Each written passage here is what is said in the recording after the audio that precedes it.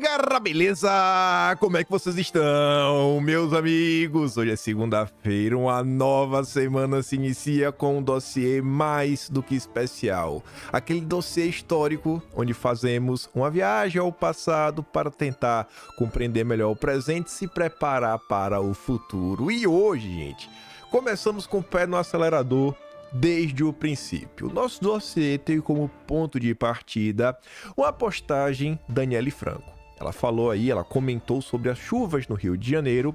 Ela usou uma terminologia que chamou bastante a atenção das pessoas nas redes sociais. Também foi motivo, inclusive, de notícias.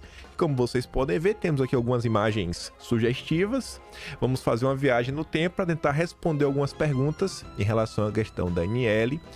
O terceiro tema ali, símbolo de uma cruz, uma palavra, incomum na língua portuguesa, do que iremos falar.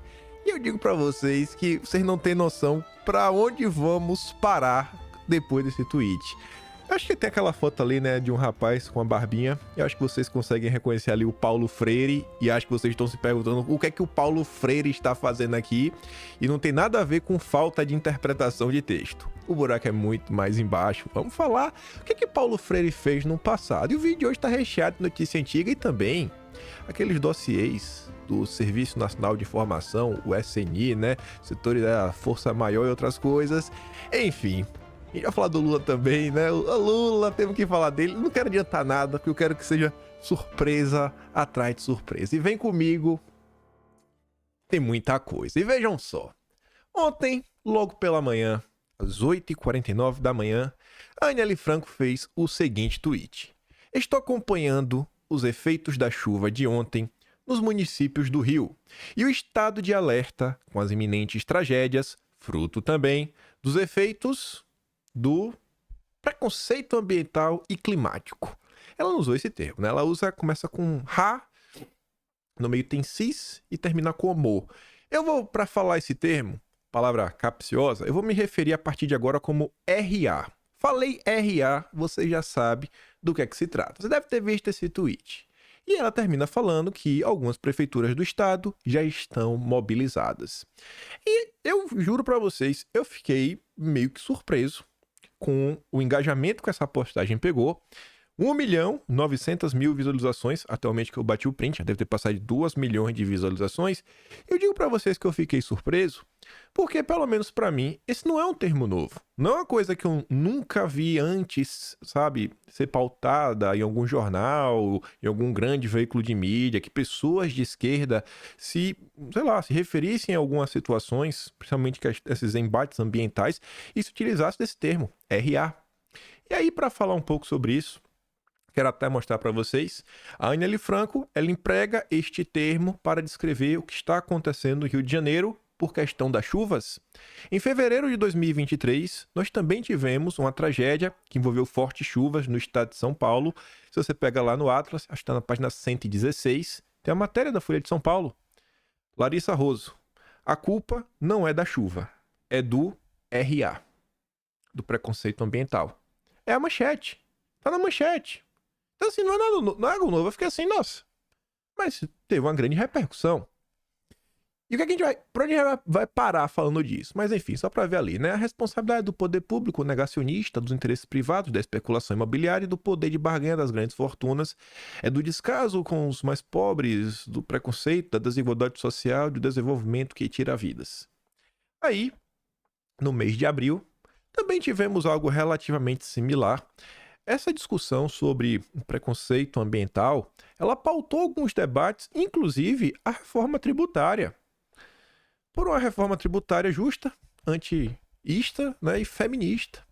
Se uma das matérias anteriores indicavam reforma SG, com agenda verde, identitário, Estadão e além, as consequências do nosso sistema tributário revelam as faces do preconceito e do patriarcado do Estado brasileiro. Por isso, a reforma deve, antes de tudo, corrigir essas múltiplas opressões. Do contrário, continuaremos a ser uma sociedade atrasada e antidemocrática, pois quando a maioria é penalizada pelos atos da minoria, não há democracia. Mas a urgência da questão climática nos obriga a estruturar mecanismos de financiamento do Estado que estimulem uma transição energética com justiça socioambiental, que que também é um termo que eles empregam muito nesse contexto. Beleza que aqui não tá o RA propriamente dito. E aí, era de manhã para mim ainda, era fim de noite no Brasil, nem tinha adentrado a madrugada. Acho que eu tava saindo, tava em algum lugar, eu tava voltando para casa, aí eu peguei o celular, aí eu vi esse tweet aqui. E o pior que eu deixei pra pegar isso daqui no final do vídeo, eu falei, não, tem um material que eu sei que vai dar pra encaixar em algum momento do vídeo. Mas eu não fiquei, eu não fui atrás, não fui nem pra olhar.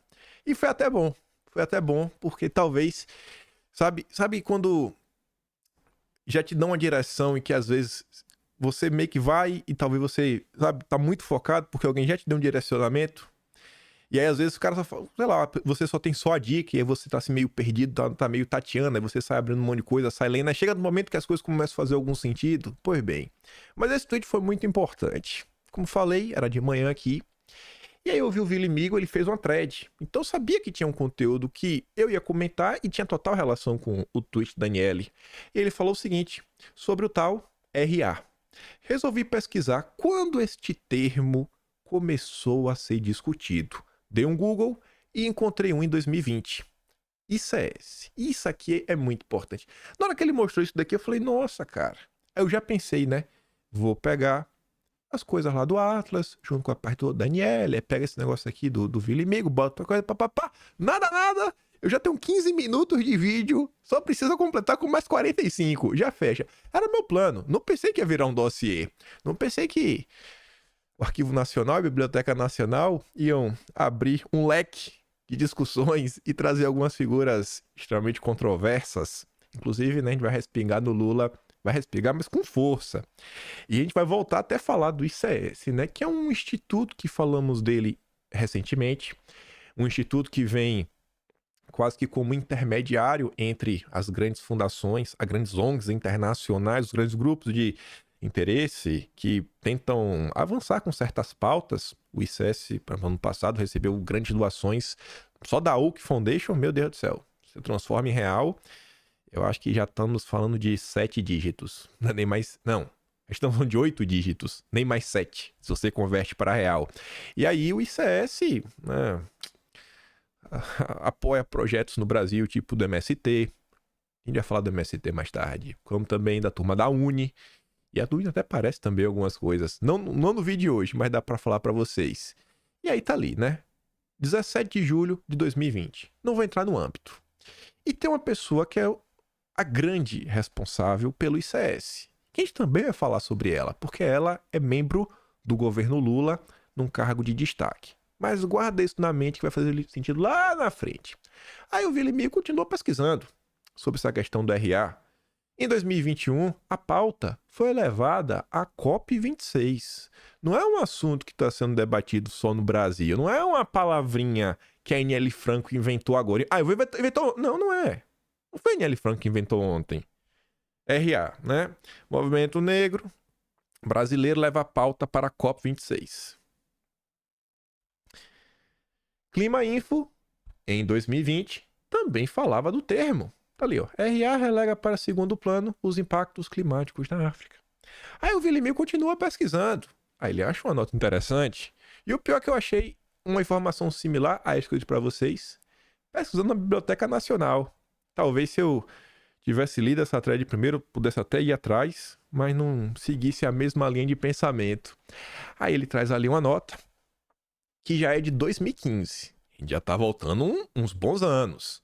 Já estamos lá na década de 2010. Encontrei esse site com data de 2015, em que o título do blog é RA. Um blog com este título. Não é mais só uma postagem qualquer, é um blog que tem este nome. Nele, falou algumas coisas muito interessantes, como um GT de combate ao RA, não, um grupo de trabalho e um seminário brasileiro contra o RA que aconteceu em 2005. Aqui não é nem mais... isso aí é uma nota. Não. Ocorreu no Brasil um seminário já sobre o tema em 2005. 19 anos atrás quase, né? Não que foi no final de 2005. 18 anos atrás. Vamos falar assim.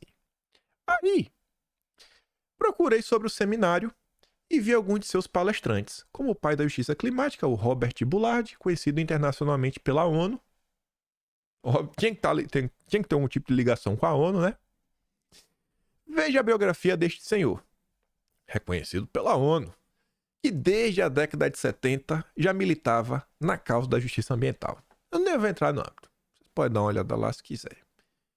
Outra palestrante é a Jan Fritz. Olha onde está o perfil dessa senhora. Wilson Center. Mais um desses think tanks, né, que eu acho que defendem agendas que não são do interesse da maioria das pessoas, né? Inclusive um think tank ligado, né, ao Partido Democrata. Mas vamos continuar. Com isso, dá para perceber que não é um tema novo, nem surgiu aqui no Brasil. É mais uma pauta importada para controle e retardadora do crescimento do nosso país. E se tem uma coisa que a gente já abordou ao longo desse ano, é a questão de pautas importadas. Como é que funciona? E não é assim, postou uma nota e a coisa acontece. Não, ao longo dos anos, né, dos processos, jornais brasileiros, movimentos sindicais, ONGs, políticos, vão incluindo algumas coisas, tentando colocar no debate público para tentar normalizar a discussão e aí se tornar, não, já se tornou um novo normal, um novo padrão. Aí, como eu falei para vocês, eu tinha visto essa postagem do Vilimigo e eu falei, cara, quando será que começou essa discussão? Porque a internet é algo que você procura no Google. Procurar qualquer coisa antes de 92 no Google é muito difícil. Muito difícil. São páginas muito antigas, dificilmente o Google consegue achar. Normalmente de 92 para frente. Aí eu falei, pô, mas será que não teve nada antes disso? E aí eu sei que na Biblioteca Nacional é uma forma mais fácil de encontrar. E aí eu fui até na Biblioteca Nacional. Olhei 1950, nada. De 1950 a 1959. De 1960 a 1969, nada. De 1970 a 79, nada. De 80 a 89, também nada. E na década de 90, aí na década de 90 já apareceu. O termo já aparece na Biblioteca Nacional desde 1990. E isso é importante, isso tem tudo a ver com importação de pautas. Como é que essas coisas funcionam? Aqui eu bati só um print para vocês darem uma olhada. Existem 3 menções ao RA na década de 90 inteira na Biblioteca Nacional. Talvez pode ter mais, mas o buscador, né, o algoritmo de busca talvez não seja tão preciso, mas tem 3. E quais são essas 3 postagens? Bom, a primeira dela é de 1990. 1990. Olha a manchete. Empresa norte-americana pratica RA. Assim como aquelas notas da Folha de São Paulo, que a Folha sempre coloca a cidade. Olha a cidade. Washington. Opa! Será que essa nota foi produzida no Brasil ou só é mais uma daquelas matérias que você traduz, você coloca no jornal, para tentar avançar com um tipo de agenda? Negros e índios são os grupos mais atingidos. O mesmo padrão que a imprensa continua fazendo até os dias atuais para importar todo tipo de agenda. A outra matéria é de 1992, do Jornal do Brasil. Muito difícil de ler, assim, tá vendo? Meio que apagada, mas a manchete tá, né, com letras garrafais. Relatório diz que pobre sofre mais com poluição. Lembre que na época não se discutia sobre mudanças climáticas, ainda era a questão da poluição que vinha desde o final da década de 60, com o Clube de Roma, relatório dos limites do crescimento, né? Colocar uma limitação na velocidade com que os países vinham crescendo. E aqui em verde, que tá meio ruim, né? RA. Será que eles são vítimas de RA, como alguns ativistas afirmam, ou da pobreza? E a nota de Washington. Mais aquela notinha implementada, tentando fomentar o debate. Aí, o tempo passa, o tempo voa. Em 97, índios equatorianos acusam Mute de ismo. Uma nota também de Madrid. Repercussão do jornal É o País. E ali embaixo de verde grifado RA. Aí eu continuei dando bizu. Eu pulei para a década seguinte. Saímos de 3 para 8. 8 menções. E aí tem algumas menções mais aleatórias, falando... Já tinham pessoas, inclusive, lançando livros neste momento. Eu nem coloquei a nota do cara que lançou um livro já em 2005. no momento que teve lá o congresso que o vice-amigo já tinha dito. Só que aí vejam só, né? Olha essa primeira nota. Essa aqui é de 2001. Botei a página toda porque essa nota aqui da vertical, né? Eu quero mostrar para vocês o parágrafo final, que está falando sobre RA, e a manchete, junto com uma espécie de subtítulo. Aí veja só. Saiu no jornal Monitor Campista, no dia 10 e 11 de junho de 2001, em Genebra. O que está em jogo nessa conferência? Há um certo consenso em considerar que a sua convocação devia-se mais à necessidade de equacionamento de problemas decorrentes dos preconceitos, blá blá blá. Sueli Carneiro, pesquisadora do CNPq e diretora do Geledes. A gente já falou desse Geledes e o pior é que agora a minha memória não consegue lembrar. Mas a gente já falou sobre esse grupo em algum momento, mas tudo bem. Aí, tava lá, né, as vítimas disso, daquilo outro, do preconceito e tal, discriminação, né, a gente tem que fazer mudanças reais, né, em seus destinos. São palavras da alta comissária dos direitos humanos, Mary Robinson, em 21 de maio, nas Nações Unidas, em Genebra, no discurso de abertura da segunda sessão do Comitê Preparatório da terceira Conferência Mundial contra o Preconceito, Discriminação Racial e tantas outras coisas, né? Que vai ocorrer em Durban, África do Sul, em setembro próximo. É aquela reunião pré-COP. Sabe a COP? E tem a reunião pré-COP. Essa daí que era pré-COP. Ela estava se preparando para a COP, mas a COP do outro tema, né? Em vez de ser ambiental, aqui da área de preconceito. Vamos falar assim. Aí no final da nota, aí você vê como são as coisas, falava, né?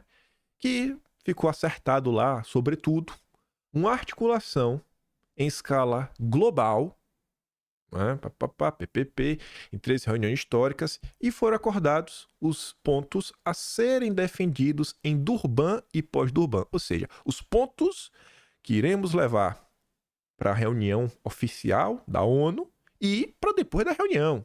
E lá no final tinha, né? Começa aqui, ó. Adoção de medidas contra a discriminação, PPP, e de medidas contra o RA.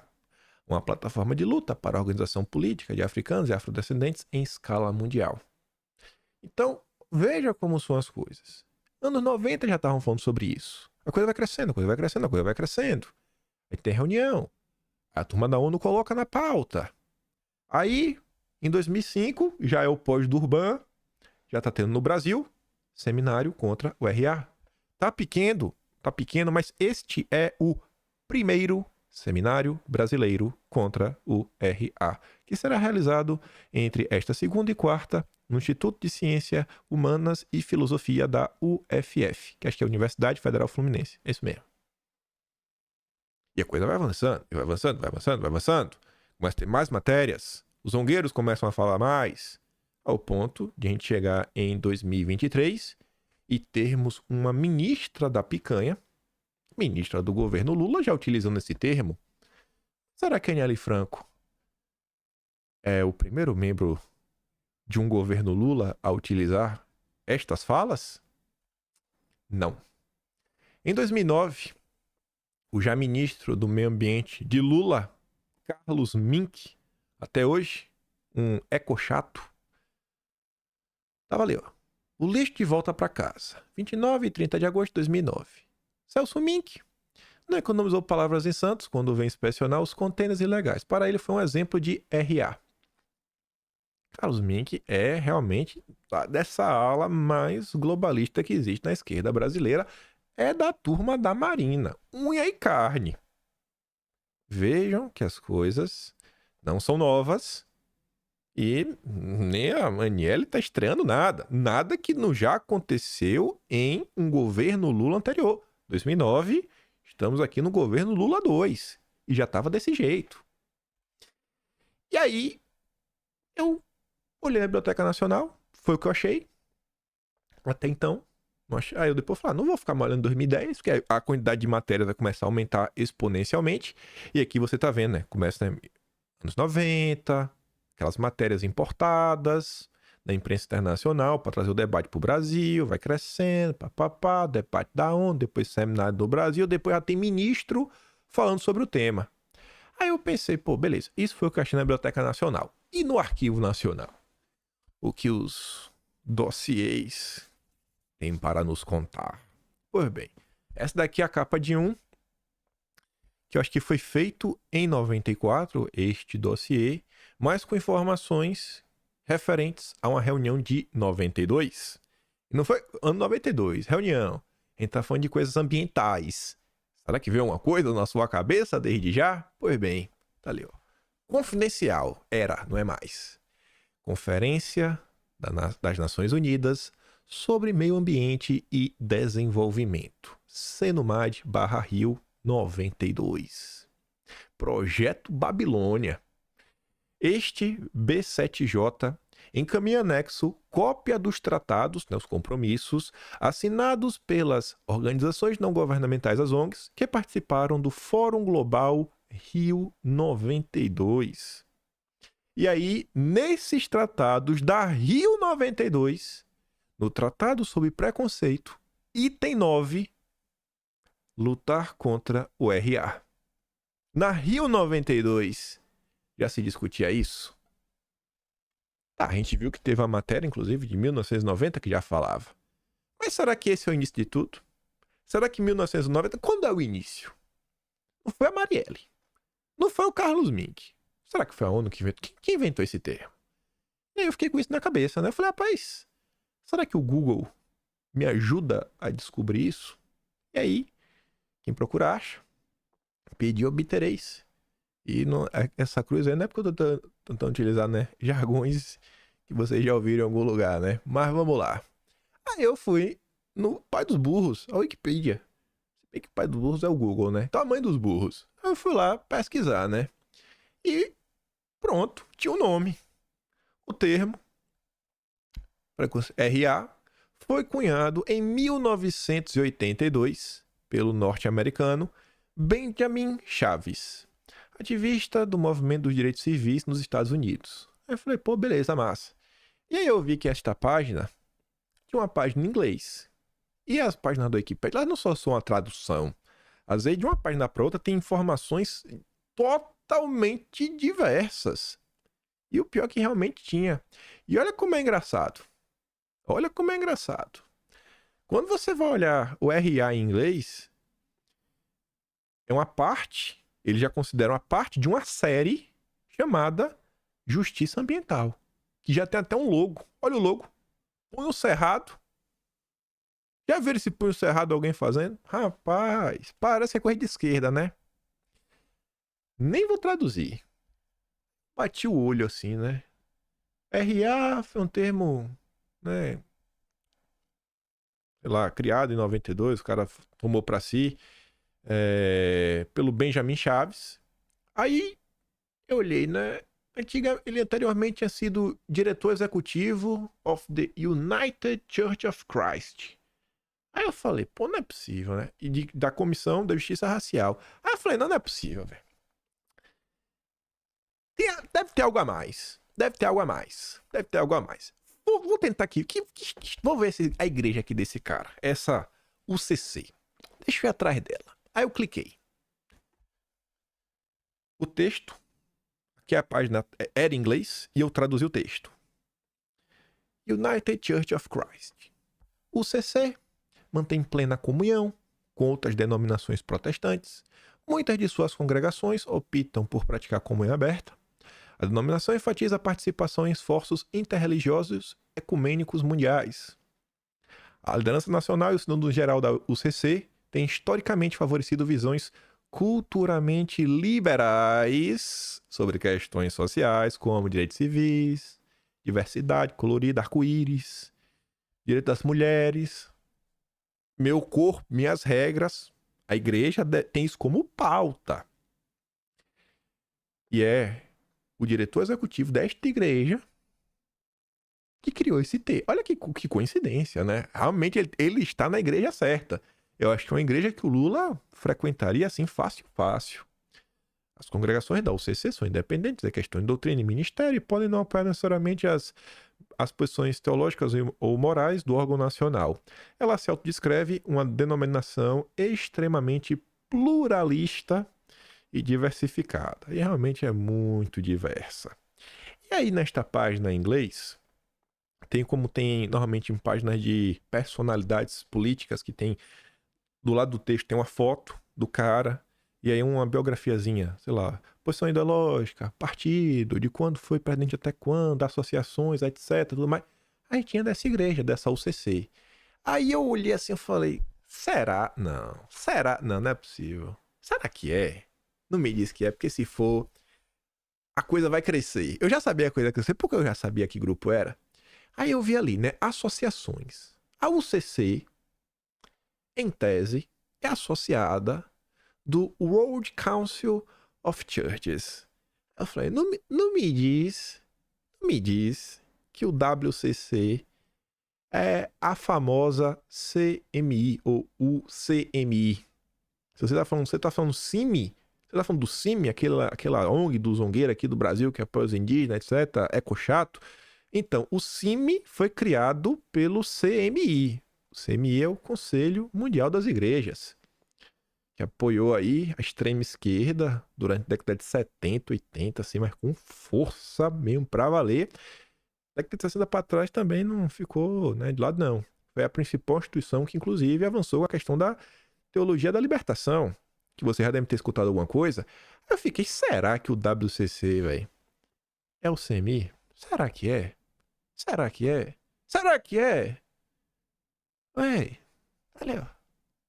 Conselho Mundial de Igrejas, em inglês, World Council of Churches, WCC.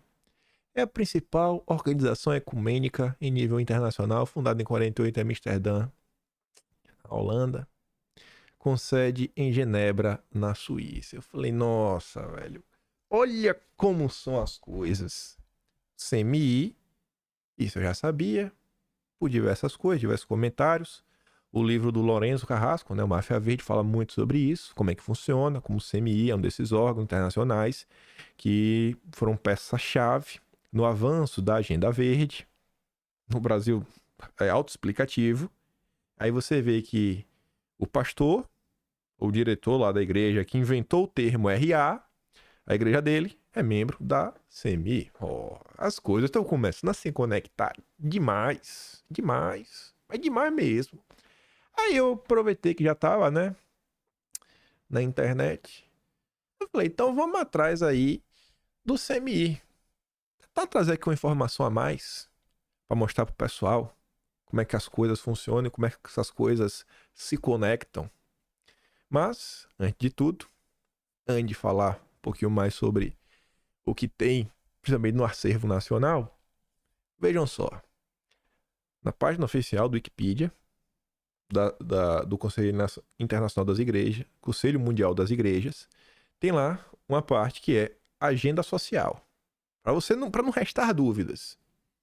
Dentre suas características, destacam suas preocupações sociais. Acredita que o CMI, o Conselho Mundial das Igrejas, acredita que a população mundial sofre as consequências do aquecimento global, o meio ambiente está ameaçado por padrões de produção e consumo insustentáveis e, apesar de maior capacidade de produção de riqueza, aumentar as diferenças econômicas entre ricos e pobres. Portanto, apoia os esforços das comunidades afetadas por estruturas financeiras e comerciais injustas e pela destruição do meio ambiente, defende transformações urgentes nas políticas, instituições e sistemas econômicos e, para fechar com chave de ouro, a implementação de um acordo climático justo. Muito justo, mas muito justo. Temos que proteger o clima. A mãe Gaia não pode ficar de fora. Aí vamos lá, né? Obviamente a gente vai ter que falar do Paulo Freire. Vai ter que falar do Paulo Freire. Aí você tá perguntando, mas o que é que ia falar do Paulo Freire? Talvez alguns que tenham conhecimento a mais até já estejam imaginando. Mas eu falei, não, vamos dar uma olhada aqui. Se tem alguma coisa interessante, né, nos dossiês lá do Arquivo Nacional. Aí que vocês podem ver ali, ó. Ministério dos Transportes, Divisão de Segurança e Informações, da data 29 de setembro de 1980, cravado, Conselho Mundial de Igrejas, CMI ou WCC, origem DSI/MT, difusão AC, SNI, né? Tá, papá, PTT. Anexo. Recorte de notícias, Jornal de Brasília, 25 de setembro de 1980, né? Produzido e protocolado na SNI, ó, Agenda Central. Aí tá ali, ó. Este OI, eu não sei se OI é esse órgão institucional, mas enfim, vem observando que aumenta cada vez mais a ação no Brasil do Conselho Mundial de Igrejas, também conhecido mundialmente como World Council of Churches, o WCC, que congrega igrejas do protestantismo em todo o mundo, cuja sede fica em Genebra, na Suíça, o qual está dominado e atuando a favor das esquerdas em ação conjunta com o clero progressista da Igreja Católica. Assim, o diretor da Comissão de Ajuda Intereclesiástica e Serviço Mundial de Refugiados do Conselho Mundial de Igrejas, Jean Fischer, ele está no Brasil e suas declarações de fundo político são a favor de subversivos e a turma que foi banida, que tocava o terror, ou asilados, além de fazer apologia de bispos católicos esquerdistas como Dom Paulo Evaristo Arnes e Dom Pedro Casaldáliga. Nossa, que nome difícil. Casaldáliga. Aí, aquela imagem que vale mais do que 1000 palavras, esse é o Dom Evaristo Arnes. Dom Paulo Evaristo Arnes. Esse aí, ó. Acho que esse boné diz muito, né? Quando fala que ele é esquerdista, né? Esse bonézinho conhecido do MST. Lembrando que a família Arnes, né? Tem até o Flávio Arnes, era senador, muito amigo do Moro, viu? Um amigo demais. Nossa Senhora. Lembrando que a Rosângela também, ó, e o Arnes, um e carne. Só lembrando. E lembrando também que nós já falamos sobre o Dom Paulo Evaristo Arnes em agosto, quando fizemos os dossiês sobre o Clube de Roma. Nesta nota aqui que é do Foto e Fato. Acho que é o nome da revista. Acho que aqui não é da revista Manchete, acho que é Foto e Fato. Não me engano, de 74 essa nota. Ou de os anos 80, enfim. É de 80 para trás. Cardeal Dom Paulo Evaristo Arnes. Olha só a manchete. A eleição de um papa conservador seria insuportável para a igreja de hoje. Uma baita credencial, né? Aí na entrevista perguntava: futuro papa, como Paulo VI, será de transição? Aí o padre do Lula dizia: estou acostumado a analisar essa parte histórica porque sou historiador de profissão e verifico que em todos os tempos os homens que viviam de seu tempo achavam que estavam em transição. Os que viviam do passado achavam que estavam tudo certo. Quem pensa na geração de hoje há de ter dentro de si a geração de amanhã. Numa análise de 1974, o Clube de Roma diz que se esta geração não souber viver com certa austeridade, ela sacrificará gerações posteriores, pois está consumindo o que não lhe pertence. O padre do Lula e do Paulo Freire, né, citava até o Clube de Roma para justificar as suas agendas ideológicas. Clube de Roma, que é o pai aí do ambientalismo que temos nos dias de hoje, que os próprios bancos internacionais como a HSBC, lá no seu report 2022, deixa claro. A agenda SG é um desdobramento dos princípios das sementinhas do Clube de Roma. É a introdução do report de 2022. Mas vamos voltar. Ainda naquele dossiê do Arquivo Nacional, olha quem aparece. O professor Paulo Freire, esquerdista, regressou ao Brasil recentemente, depois de assessorar durante muitos anos o CMI e o WCC em Genebra, com a equipe, por ele chefiada, composta de comunistas brasileiros, banidos ou asilados, e que estão regressando ao Brasil para trabalhar com ele aqui. Observa-se ainda que o Congresso da Teologia da Libertação, realizado em Taboão da Serra, na Grande São Paulo, no primeiro semestre do corrente ano, sob a égide de Dom Paulo Evaristo Arnes, contou com o apoio do CMI e o WCC. Nele tomaram parte guerrilheiros na Nicarágua, leigos aos sacerdotes, hoje dirigentes daquele pequeno país de governo pró-Cuba. Logo a seguir, talvez seja por isso que o Lula, né, tem uma certa dificuldade em criticar o que está acontecendo na Nicarágua. Logo a seguir, comunistas brasileiros e nicaragüenses homenagearam o bispo europeu marxista Dom Pedro Casaldáliga, agitador no norte do Mato Grosso, sendo a reunião realizada na dependência da PUC de São Paulo, cujo principal dirigente é Dom Paulo Evaristo Arnes. Que, se eu não me engano, a PUC ela ficou assim, eternizada como a universidade meio estranha da turma de economia. Semana o Marcinho Pokémon estudou lá, né? Aí você entende porque eu escolhi essa linda foto do pai do Lula com o professor do Lula, Paulo Freire. Aí aqui eu quero puxar um parênteses sem trazer a notícia, só de cabeça, porque acho que vocês vão entender. Quando fizemos um dossiê sobre a Fundação Ford, para mim o grande ponto ali é mostrar o seguinte: FHC, ele só existe, ele só chegou a ser presidente da República porque teve um dinheiro sem igual sendo depositado para ele ser o presidente. Um apoio internacional sem igual. Cara, a FHC chegou em 69, foram quase 200 mil dólares. Imagina quanto é que não valia na época isso. 200 mil dólares para ele fundar o SEBRAP.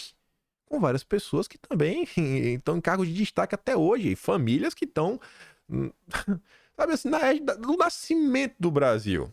Tipo a família Laffer Clabin, né? Amigo do Celso Laffer. Tava lá com ele no SEBRAP. Será que se não fosse o dinheiro da Fundação Ford, FHC, ele teria ganhado holofotes? Teria tido engajamento, popularidade? Conseguiria, inclusive, comer, botar comida no prato? Será que o Paulo Freire, se não recebesse dinheiro, né, dessa turma do amor, vivendo de boa lá em Genebra, na Suíça, né, como um bom picanheiro, será que o Paulo Freire teria ganhado tanto destaque? Será que as pessoas, será que esses líderes da esquerda brasileira, eles são líderes porque são populares? Ou eles são líderes porque eles são boas marionetes de pessoas muito poderosas que parecem tentar controlar o Brasil do exterior? São coincidências, né? São padrões que você vê que vai se repetindo assim intensamente ao longo da história. Como hoje, você vê que tem até ministros de Lula. Parece que a ministra que falou sobre o RA ontem, ela tem também ligações com o Open Society, com a turma dos Soros. É uma baita coincidência, né? Hoje a esquerda ela sobrevive aí com o dinheiro dessas grandes ONGs. O tempo passa, o tempo voa e o padrão mesmo. Se a gente não entende a história, se a gente não entende o que é que deu problema lá atrás, a gente nunca vai resolver. Sei lá, na década de 50, já tivesse, acho que uma lei no Brasil que, por exemplo, proibisse doações de ONGs internacionais para qualquer coisa que seja. A gente não tinha tido FHC, a gente não tinha tido Paulo Freire, não tinha tido um monte de coisa.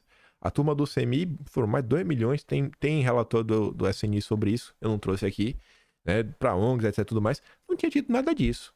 Talvez se nós tivéssemos uma lei forte anti, né, doações internacionais de ONGs, que do amor não tem nada, o Brasil poderia ter sido diferente. E o tempo passa o tempo voa, a gente não tem uma legislação até hoje sobre isso. E o Brasil segue, né, como uma grande marionete.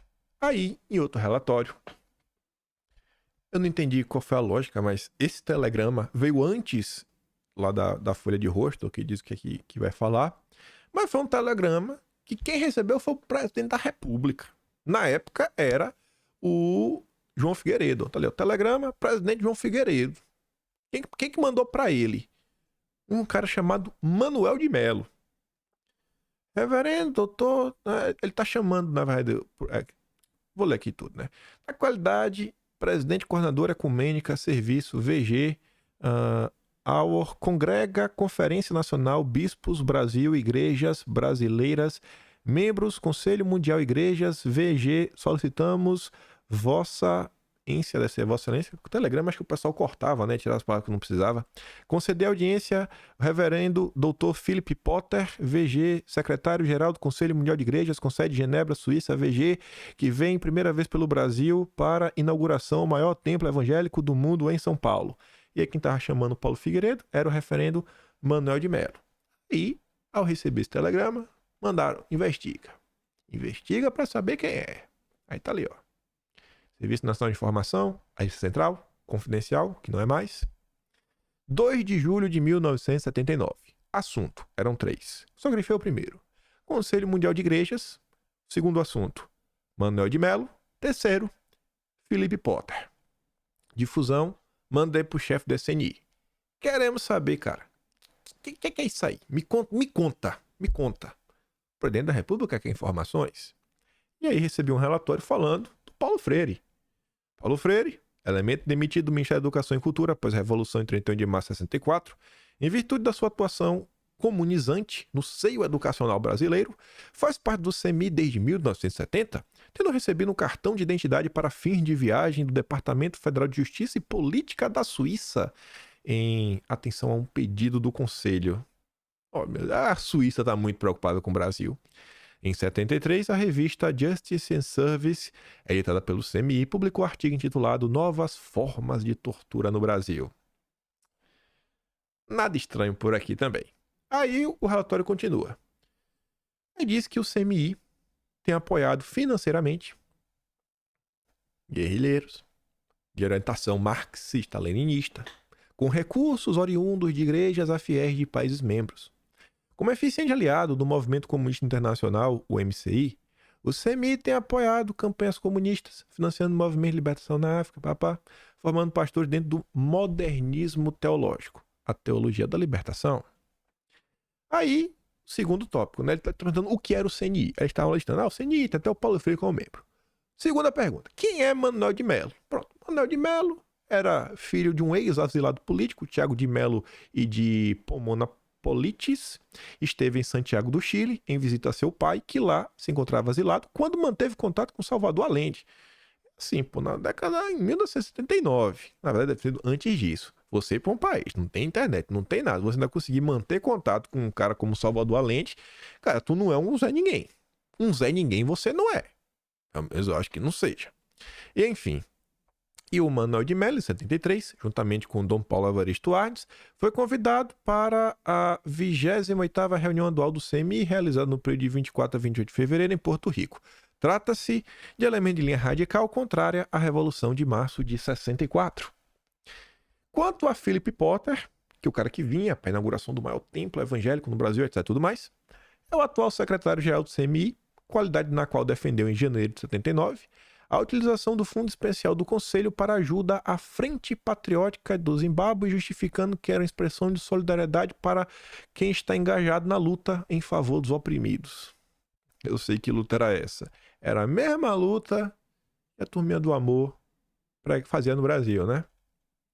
Potter propôs que, além dos esforços em favor dos coisas, né, papá? Só para mostrar aqui o parágrafo seguinte, ainda falando do Potter.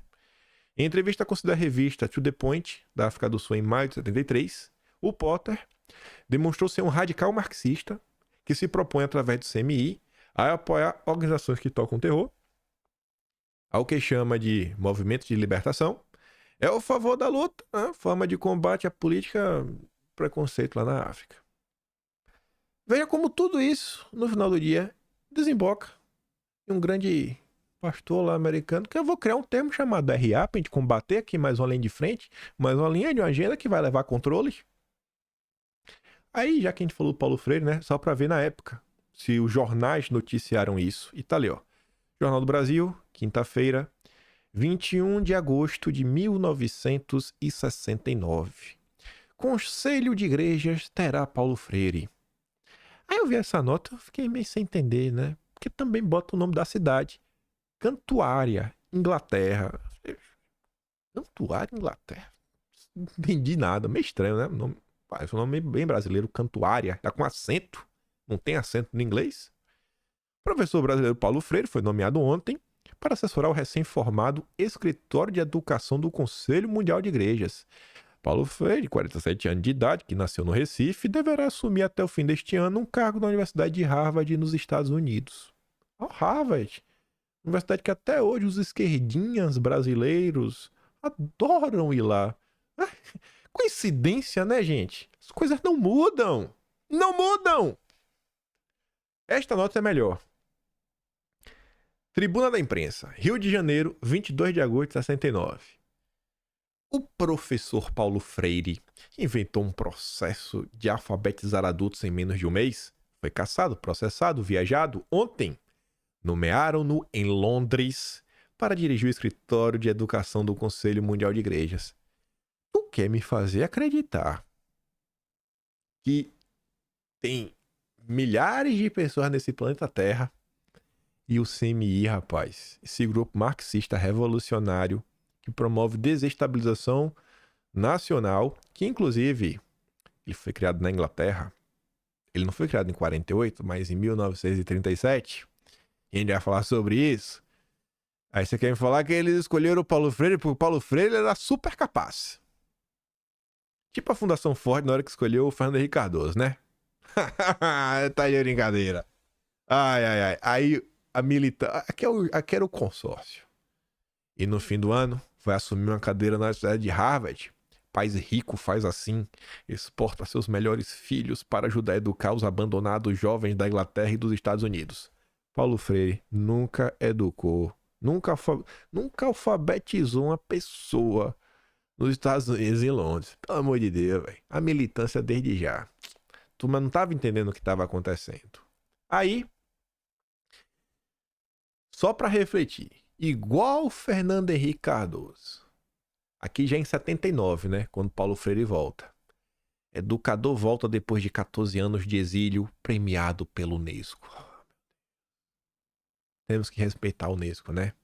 Pô, o Unesco já teve à sua frente pessoas como o Alexander King, que ao lado do PC é fundador do Clube de Roma. O Alexander King, cara, um cara porreta no segundo foro econômico, né? Que vai ter agora, começar acho que hoje, né? O Alexander King estava lá, a gente já comentou sobre isso, saiu notícias na época nos jornais brasileiros. Inclusive o terceiro Fórum Econômico, o de 73, girou em torno da discussão do Clube de Roma, do relatório de limite de crescimento. Como é que a gente sabe disso? Porque tá no site oficial do Fórum Econômico. Ah, pai, coincidência, né? Aí o Paulo Freire ganhou. Ganhou o título porque ele é muito bom. É porque a Unesco em 2023 levou o Felipe Neto para falar sobre liberdade de expressão, redes sociais. Nada muda. Esses grupos, a única função deles é manter o Brasil uma colônia. Só. Tá na hora das pessoas realmente assim começarem a acordar porque está acontecendo. Querem ver o Brasil andar? A gente tem que começar a entender por que o Brasil está dando errado. E não é de hoje. 25 de dezembro de 1948. Que foi o que eu disse para vocês. Eu fui dar uma olhada lá no livro do Lourenço. O que é que tinha sobre o CMI? Aí o Lourenço deu assim, umas informações meio maluca. Que você fez assim, rapaz, será que o Lourenço tá falando a verdade? E aí ele já discorda até na data de criação do CMI, que a Wikipédia fala que é em 1948.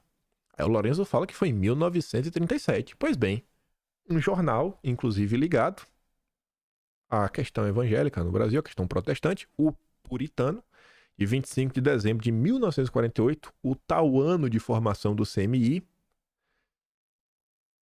É uma nota longa, né? Na parte 2 da nota, sua natureza e finalidade. Conselho Mundial de Igrejas. Os planos para a formação do Conselho Mundial de Igrejas foram concebidos em 1937. Falei, opa, o Lourenço está certo. Porque foi isso que o Lourenço disse. O Lourenço discorda aí da Wikipédia da vida, né? E aí eu quero mostrar para vocês qual foi o trecho do Lourenço. Paulo Freire estava lá em Londres quando foi convidado. E o Lourenço disse que o CMI foi fundado em Oxford, na Inglaterra, em 1937, numa conferência que reuniu um seletíssimo grupo de representantes dos mais altos círculos da oligarquia britânica. Você vê que até hoje, né, a família britânica é uma das maiores promotoras internacionais dessa agenda verde. O coordenador da conferência foi J. H. Oldham, um alto dignatário da Igreja Anglicana que propôs a criação de uma liga de igrejas para apoiar os propósitos do establishment. Um dos frutos da conferência foi a publicação de um livro, The Universal Church and the World of Nations, a Igreja Universal e o Mundo de Nações, uma coletânea de artigos cuja proposta central era a necessidade de reordenação das relações internacionais sob o comando de um governo mundial. O artigo principal foi escrito por Lord Lothian, com o sintomático título de A Influência Demoníaca da Soberania Nacional. Outro artigo, de autoria do delegado estadunidense, o secretário de Estado na época, John Foster Dulles, argumenta que a soberania nacional é causa de muitos conflitos. Na hora que eu li isso, eu falei, velho, tá aí brincadeira. Só porque eu falei desse cara ontem, eu não tinha nenhuma pretensão de trazer isso. Eu nem sabia que a Marielle ia falar isso. Nem sabia, a postagem dela foi depois que o vídeo já tava no ar. Vou até falar dele já. Mas ali, ó. O CMI deseja organizações a ele vinculadas, encontros entre os principais financiadores de ONGs de direitos humanos e até mesmo de insurgentes separatistas, como o Exército Zapatista, Liberação Nacional, né? Na Nicarágua, né? Nicarágua, que já falaram ali atrás. Que prega a separação, né? O Estado mexicano. Esse aqui, na verdade, é do México. E tem outros também.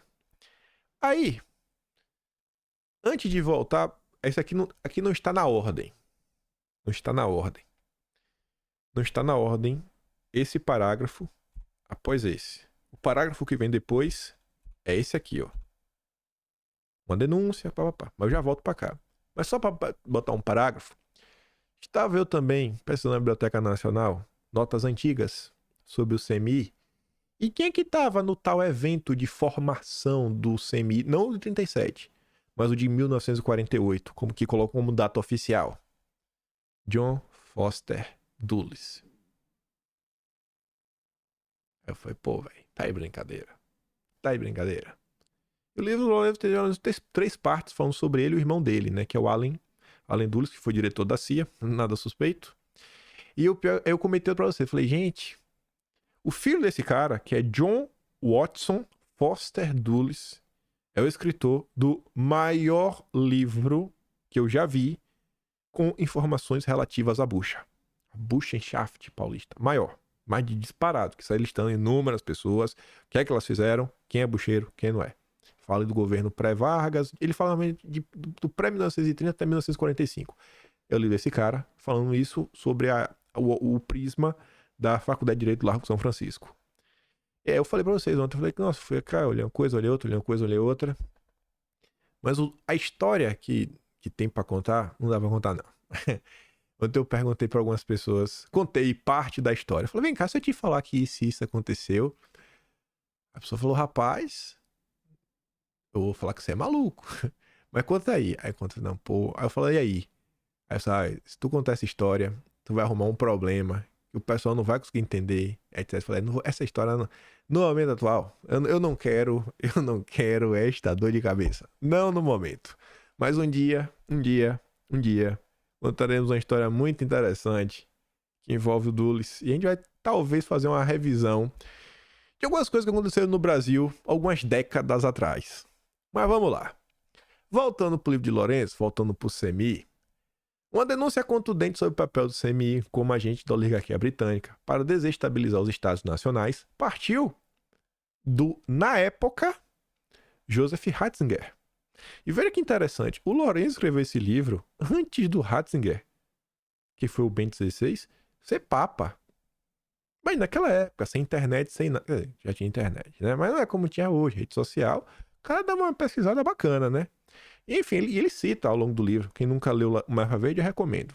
Em 10 de junho de 1997, e aí eu não acredito no Lourenço, né? Eu tenho que dar uma olhada com os meus próprios olhos. 10 de junho de 97, a Folha de São Paulo. 10 de junho de 97, a Folha de São Paulo, enfim, né? Publicou uma entrevista coletiva concedida por Ratzinger em Roma, na qual afirma que grande parte dos bispos católicos da América Latina se lamentam comigo do fato de que o Conselho Ecumênico de Igrejas, outra denominação para o CMI, tem dado uma grande ajuda aos movimentos de subversão. Uma ajuda que talvez tivesse boas intenções, mas que acabou sendo bastante danosa para o evangelho. Aí tá aqui, né? Protestantes financiaram a esquerda. A manchete é bacana. O cardeal Joseph Ratzinger, um dos mais próximos colaboradores do Papa João Paulo II. Você vê que era o medo do Dom Evaristo Arnes, né? Assumiu um Papa conservador. Disse ontem que as igrejas protestantes financiaram nas décadas de 60 e 70 movimentos clandestinos de esquerda na América Latina. Aspas. Grande parte dos bispos da América Latina se queixou do fato do Conselho Ecumênico das Igrejas, né, o CMI, dar ajuda aos movimentos subversivos, afirmou o cardeal durante o lançamento do livro O Quinto Selo, do sacerdote Nicola Bux, em Roma. E a nota vai seguindo com mais informações. Em 1994, tem uma nota na Folha de São Paulo, onde o Ratzinger ele condenava abertamente a turma da teologia da libertação. Mas vamos lá. Vamos que ainda tem mais umas coisinhas. A gente falou lá atrás, né, do ICS. Falei, lembra do ICS, que vai fazer sentido, lembra mais algumas coisas. E aí vejam como são as coisas, rapaz. Vocês conhecem esse rapaz aqui? Você conhece esse cara? Nine Fingers? Conhece ele? O Dilma? O chefe da picanha? 9 de fevereiro de 2022. A primeira coisa que eu fiz ao sair de Curitiba foi visitar o Papa Francisco. Mentira. A primeira coisa que você fez foi pra uma festa que teve lá na casa do Xixo. A gente já falou sobre isso. Tem notícia e foto sua. Você dormiu lá. Depois você pode ter ido, mas foi primeiro o Xixo. Né? Tá até no evento anti-Lava Jato, tá no Conselhão. Porque queria tocar uma campanha mundial contra a desigualdade. Depois de ver o Papa Francisco, o que eu fui fazer? Fui conversar com o Conselho Mundial de Igrejas. Olha que coincidência, gente. Tá vendo como o ciclo fecha? A gente começa lá com a Marielle, vai voltando no tempo, vai voltando no tempo, vai voltando. E agora a gente voltou pulando de novo, voltamos por dias atuais. O Lula com o Semi. A turma aí que sem eles talvez jamais tivesse esse termo, né? RA. Infelizmente aconteceu, eu fico em casa e a campanha foi interrompida. E foi em 2020 que o Lula foi fazer isso. Mas não sei por que ele fez esse tweet em fevereiro de 2022. Aí, pesquisando na internet, eu achei uma sessão da Câmara da nossa então deputada Benedita da Silva, de 12 de março de 2020. Olha o que ela disse. Olha o que ela disse. Cadê você, Benedita? Em sessão extraordinária da Câmara dos Deputados, 11 horas e 7 minutos, na tribuna, a deputada Benedita da Silva. Esse registro, já o fiz da tribuna na ocasião em que Lula se encontrou com o Papa Francisco, e depois ele teve no Conselho Mundial das Igrejas. E é sobre isso que eu gostaria de falar nesta manhã. O Conselho Mundial das Igrejas, eles representam os protestantes tradicionais. Eles tiveram com o ex-presidente Lula, e a repercussão ali foi muito grande da conversa que eles tiveram com o Lula. O Lula, que tantas pessoas dizem que é ateu. E o tema central que eles discutiram foi a questão da desigualdade social. Para concluir, senhor presidente, a questão da desigualdade social que nós estamos vendo neste país, que está crescendo em todo o mundo, vamos dizer isso, está crescendo em todo o mundo por conta da política mundial. Então, senhor presidente, eu peço que essa minha fala esteja registrada nos anais da casa e divulgado também, e também na Voz do Brasil, porque o Conselho Mundial das Igrejas, ele congrega 340 igrejas. Eles são mais de 500 milhões de fiéis no mundo. São mais de 120 países. Então, o ex-presidente Lula conversou com mais de 500 milhões de pessoas, porque o Conselho ali lhe fez, não foi um elogio, mas reconhecer nele a pessoa, uma liderança respeitável, com proposta, com projeto para tirar o Brasil do caos. Basta que a democracia impere nesse país. Obrigado. É um vassalo. Nas palavras do petista, é o meu vassalo favorito. Nós não temos um presidente brasileiro. Nós temos um presidente internacional. Todo mundo manda no Lula, menos os brasileiros. O Lula não serve aos interesses nacionais. O Lula é um traidor da pátria. Esse é o grande ponto. Esse é o grande ponto de toda a história. Lula traiu o Brasil. Tá muito claro tudo que tá acontecendo. Todas as nomeações. Tá claro porque agora tá cada vez mais claro, inclusive, porque a agenda verde pro Lula é algo tão importante. Talvez o Lula já foi receber suas primeiras ordens ainda em 2020. Nossa. Mas vamos continuar. Vamos voltar um pouquinho mais pros dias atuais. Pra ontem. A gente foi e voltou. A gente não pode ficar no passado. Vamos voltar pros momentos atuais. Porque lá no início eu falei, essa postagem do ICS, Instituto Clima e Sociedade, vai fazer mais sentido.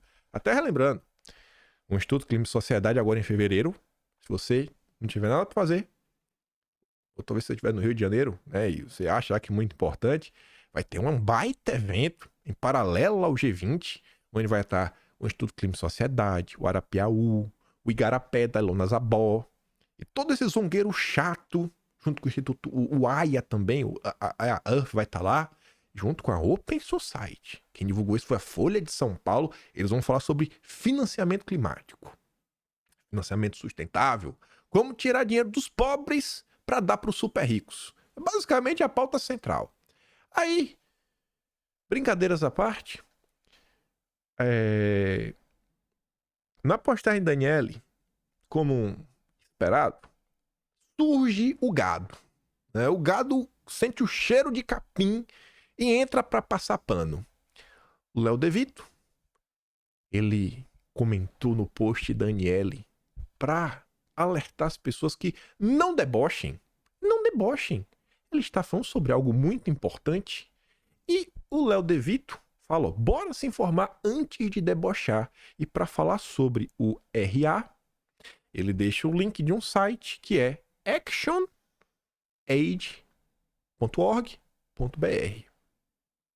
ActionAid. E aí eu vi que a Grêmio Brasileira do RT falou o seguinte, ActionAid ensina o que é RA. E ela bota o emoji dando risada. Aí ela fala, esta ONG é da turma do Grande Capital. É da turma que é contra o agronegócio. Onde a Ana Toni, hoje, basicamente uma espécie de ministra do clima, ela é secretária do clima, foi chefinha do Brian Mayer, jornalista do 247, né, 247, que critica os Estados Unidos, mas enfia a pauta que eles querem no meio. Foi uma das primeiras ONGs a penetrar os movimentos sociais. Eu falei, pô, peraí, a Ana Toni é a chefona do Instituto Clima e Sociedade. Que coincidência, né? Mas que baita coincidência. Aí eu fui dar uma olhada na biografia da Ana Toni. Eu falei, vou pegar do Wikipédia. Ah, a Wikipédia não é digna. Não é digna de uma pessoa tão importante. Vamos pegar no site oficial do Fórum Econômico. Rapaz, velho. Imagine você, sua biografia no site do Fórum Econômico. Secretária para a mudança do clima do Ministério do Meio Ambiente e do Clima do Brasil. E tá lá no Fórum Econômico, onde só os maiores traidores da pátria estão. Aí tem lá, né, um bacharelado em economia, né, estudos sociais, na universidade estrangeira, um mestrado em política, né, em política econômica na London School, né, só os esquerdinha lá. Aí, olha só, de 1990 a 1993, ela tava nessa ActionAid, já nessa época. De 93 a 97, ela tava no Greenpeace. De 98 a 2002, ela estava como diretora executiva da ActionAid Brasil. De 2000 a 2003, ela foi, né, do conselho do Greenpeace no Brasil. Em 2003, ela foi representante da Ford Foundation no Brasil. Ela foi a chefona da Ford Foundation no Brasil neste ano. E quando estava na frente da Ford Foundation, ela trabalhou com a área de direitos humanos, desenvolvimento sustentável, discriminação, né, preconceito, direitos reprodutivos, né, meu corpo, minhas regras, democratização da mídia e direitos da terra. Fico na dúvida se isso é coisa de MST ou se é para proteger a mãe Gaia, ou se é os dois juntos. Essas são as pessoas que compõem o governo Lula. Isso é o que o Lula defende. Esses são as pessoas que o Lula gosta de se cercar. Essas são as pessoas que fundaram a dita esquerda que está aí no poder nos dias atuais. Dá tempo de comentar mais uma besteirinha? Para fechar com chave de ouro. Isso aqui, eu tinha na cabeça 51 slides. Para falar assim, é o que eu me dou por satisfeito. O vídeo completo tem 71, mas não vai dar. Eu sabia que não ia dar tempo. Mas vejam como são as coisas. Para a turma que ainda não está entendendo o que está acontecendo, ainda está achando que é besteira, ainda está achando que é oba-oba, a turma que ainda não percebeu que a Agenda Verde é o pilar central do governo Lula, por onde todas as medidas de controle estão passando. Óbvio que tem uma PL 2630, tentativa de censura, isso e aquilo, mas a nível macro, controlar a sociedade brasileira, controlar o crédito, controlar a economia, controlar o agro, controlar a sua vida, tá tudo passando pela Agenda Verde. Tudo tá passando por aqui. pautou a reforma tributária, pautou diversos assuntos. E aí, para você entender a magnitude que a coisa está tomando, no dia 9 agora, semana passada, mudanças climáticas e justiça racial e ambiental. É exigível colocar o negro brasileiro no centro das políticas públicas referente de combate a eventos climáticos extremos. Isso daqui está na mesma linha do que Aniele Franco está falando. Na mesma linha. Sabe quem escreveu esse texto? Não foi um cara qualquer. Foi o José Vicente, que é advogado, professor, mestre em educação, sociólogo, e ele é o chefe, o reitor da Universidade Zumbi dos Palmares. Então, assim, no topo da universidade, é um cara como esse. O que você acha que vai ser ensinado? Nada foi feito. Eles não estão com pressa de vencer hoje. O mercado de carbono começou a ser discutido na década de 60. Foi aprovado agora. Quanto mais cedo começa, mais cedo avança. E essa agenda, gente, ela segue avançando sem nenhum tipo de resistência. No ano 2023, a turma da direita não fez absolutamente nada. Nada para travar isso daqui. Nada. Tomou 1-0 na reforma tributária, tomou 1-0 no mercado de carbono, tomou 1-0 no Patem e em várias outras coisas. Não vou nem ficar listando aqui. Aí o José Vicente termina falando, ó, se torna exigível, inderrogável colocar o RA e sua vítima direta, negro brasileiro, no centro dos debates, das ações, das medidas e políticas públicas preferenciais e prioritárias. Então você pegou a agenda verde e agora a gente já está falando de novo agora na questão identitária. Luta de classes. Voltou para o marxismo. E para você entender como também as coisas vêm avançando, paulatinamente, dia a dia, esse vídeo aqui é de 1991. Com ele, a gente dá play, comenta e encerra o vídeo. Escuta só. A Conferência Mundial sobre o Meio Ambiente leva Jacques Cousteau a conversar com o presidente Collor. Cousteau está preocupado com os temas que vão ser debatidos na conferência ano que vem no Rio de Janeiro. Aos 81 anos de idade e se autodenominando o embaixador das gerações futuras, o oceanógrafo Jacques Cousteau teve a sua audiência com o presidente Collor a bordo de uma lancha da presidência. Sobre as águas poluídas do Lago Paranoá, os dois discutiram questões ambientais e problemas que ameaçam a preservação do planeta. O presidente Fernando Collor foi o primeiro brasileiro a assinar este abaixo-assinado, onde Jacques Cousteau pede à ONU que inclua nas declarações dos direitos humanos um artigo que trate dos direitos das gerações futuras. Depois, o presidente Collor concedeu uma entrevista para um documentário. Jacques Cousteau pede à ONU que inclua nas declarações dos direitos humanos um artigo que trate dos direitos das gerações futuras. Nem vou dar play no restante. Direito das gerações futuras. Eu falei acabar com isso, mas não. Tenho que mostrar isso. Sabe como é que o ano 2023 termina? Com esta página. Este é o Jornal Globo, de 31 de dezembro de 2023. Gerações futuras. Crianças se mobilizam pelo clima que o mundo negligencia. A Aniele está falando de RA. RA. Que está sonando cada vez mais. Toda essa questão... Gente, o judiciário está botando dedo em tudo.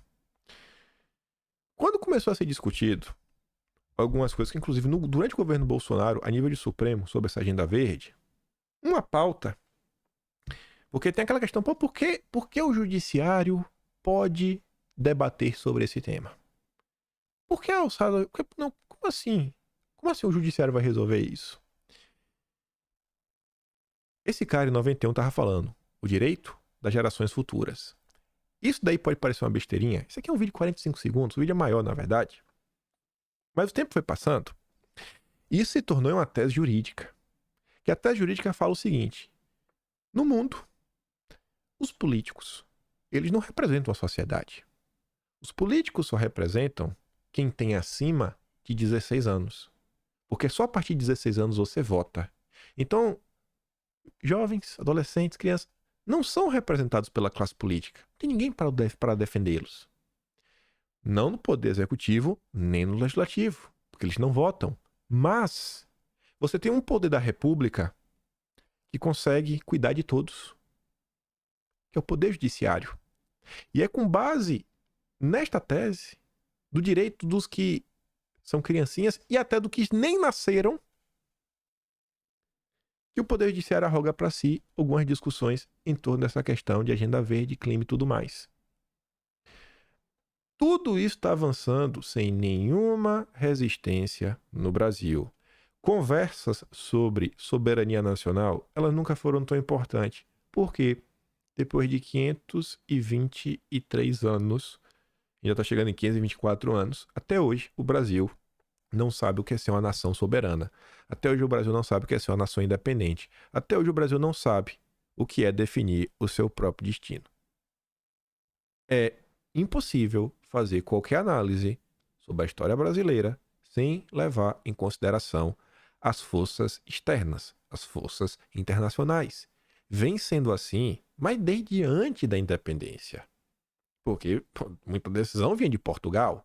No pós-independência, a independência em si, já com a criação de uma dívida que pegou dinheiro emprestado da Inglaterra, lembrando que a Inglaterra não tinha banco central, quem emprestou dinheiro para o Brasil foi a família Rothschild, 2 milhões de libras, a uma taxa de juros extremamente criticada nos jornais da época, que está disponível na Biblioteca Nacional, a gente já falou sobre isso.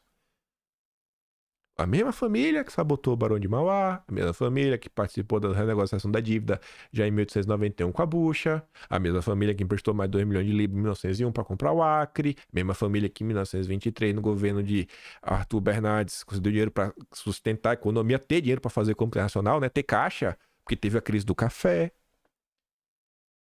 Aí você vai passando o tempo, você vê os próprios movimentos que aconteceram dos Rockefeller já desde os anos 30, os trusts de petróleo, a CPI de 57 que mostrou como esses trusts internacionais estavam despejando dinheiro na mídia e empresas que vocês conhecem, estão aí até hoje. Instituto Internacional de Lei Amazônica, Instituto Hudson, né? 2 grandes eventos que tentaram internacionalizar a Amazônia, Fundação Forte, Fernando Henrique. Gente, não dá para ver a história do Brasil sem as forças, sem os fatores internacionais. Vocês, inclusive, viram isso no governo Bolsonaro, naquela nota fantástica do ano passado, que o Financial Times nos conta como o amigo Biden nos ajudou a manter a democracia a salvo. Como diversos embaixadores também trabalharam contra. Quem sabe o CEMI também trabalhou contra, e quantas mais pessoas trabalharam contra Bolsonaro das mais diversas formas. Se o brasileiro não entender isso, se a direita não aprofundar um pouquinho mais o seu nível de discussão, sai daquele comunista, é isso. Gente, beleza. Próximo passo. Vamos dar o próximo passo? Vamos tentar, assim, obter mais conhecimento, falar com mais propriedade sobre mais assuntos. E, acima de tudo, precisamos ter um projeto de país. Porque quem vem governando o Brasil há mais de 500 anos não são os brasileiros. Pelo menos não é a população. Não é o povo. O povo só sofre. Todo dia é um 7-1. Não tem segurança, não tem logística, não tem transporte, não tem bom emprego, não tem bons salários, não tem bom poder de compra, não tem segurança, não tem educação. O que é que esse país tem para oferecer que, sabe, todo esse tempo? Riqueza não falta, mas não pode explorar. A Amazônia não deixam. Inclusive essa turma que proíbe diariamente. Temos que dar o próximo passo. Temos que amadurecer. Eu fico por aqui, com mais essa história, já aguardando a próxima. Qual história o passado tem para ser descoberto, eu não sei. Mas eu tô doido para descobrir. E se gosta do meu trabalho, quiser me ajudar um pouquinho mais, passar no canal, tem um botão de valeu, tem um peito na descrição. E hoje é o dia que sai o Atlas de novembro. Já deve estar disponível no site. Já deve estar disponível aquela primeira versão, a versão bonitona assim de revista. Nas próximas horas deve estar 100% pronta. E é isso. Compartilha esse vídeo. Volta amanhã. Eu deixo aquele grande beijo e abraço. Tamo juntos. Valeu, meus amigos. Fui!